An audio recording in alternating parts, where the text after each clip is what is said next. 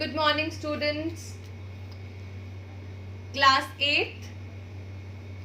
We are going to do chapter number 3, Migration. And the topic we are going to discuss today is causes of migration. So first of all, we will start with the factors which cause migration. Migration are caused by a variety of factors including economic, social and political factors. So when we have these three, we have divided them according to appropriate factors which come under specific factor, like economic factor itself, then social factor like marriage and education comes under social factors, and lack of security comes under political factors. So economic, marriage, education, lack of security, these four aspects or these four factors come under three major, that is economic and marriage and education under social, and lack of security under political.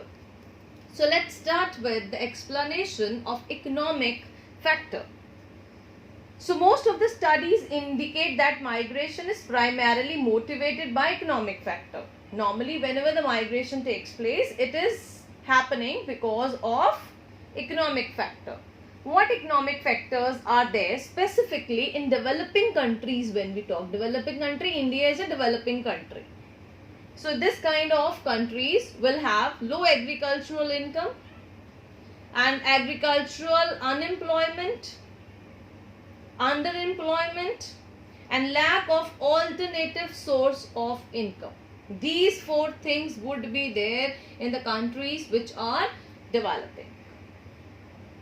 And these all are called the push factors. People who are living in the developing countries, they will try to migrate. They will enforce migration because they are staying in a developing country where there is less income, unemployment, underemployment, or there are less alternative sources of income. So they will start moving from these kind of countries to the countries where they will get their best of the rewards. These all are called then the push factors. Then we can say that the opportunities are there which are given by the other countries which are developed. So they will give some of the opportunities such as better employment, higher wages, facilities, better working conditions.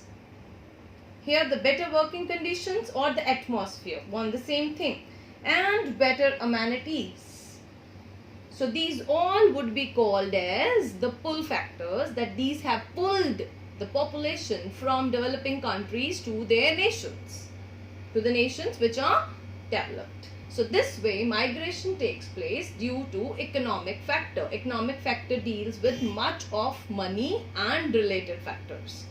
Then is marriage and education. When we talk with marriage and education, these two comes under social factors. Both of them comes under social factors. Marriage, we all know that when girls get married, they need to migrate from their paternal house to their in-laws' place. So they move. So this kind of the cause create a kind of migration of the female population from the parental house to their in-laws' place. So this causes migration. Then is education. Education, due to the lack of education, specifically the higher education facilities in the rural areas, people migrate. And after getting educated, when they are settled in the cities where they were actually studying, over there they get settled down because they start with earning. I mean, they start earning their livelihood over there where they have got education. There only they get settled. So that is the major reason that the person who gets higher education will work in the similar area or the nearby areas where the education will be awarded with good incentives and earnings. So this way migration takes place. Then is lack of security. So when we talk about lack of security, security itself deals with the political security. Political security of any resident of a country. When we talk about this, why it happens? Two reasons are there. The political disturbances are there. There are the conflicts. Inter-ethnic conflicts are there. Very good examples from India itself. We can take of Jammu and Kashmir, Assam, and during the partition. Okay, so these all are the problems when people start thinking not to stay in the country where they have got born, and they feel like they need to migrate from to the countries where they get political security. So political disturbances and inter-ethnic conflicts drive people away from their homes. So large number of people have migrated out of Jammu and Kashmir and Assam during last few years due to disturbed conditions there. So people also migrate on a short-term basis in search of better opportunities. Which factors are there which normally people migrate in getting the security? That is recreation, healthcare facilities, legal advice. They move from one place to another. So this way migration takes place. So this is all about the topic, which is causes of migration and factors which cause migration, concluding with economic, social and political factors. Thank you.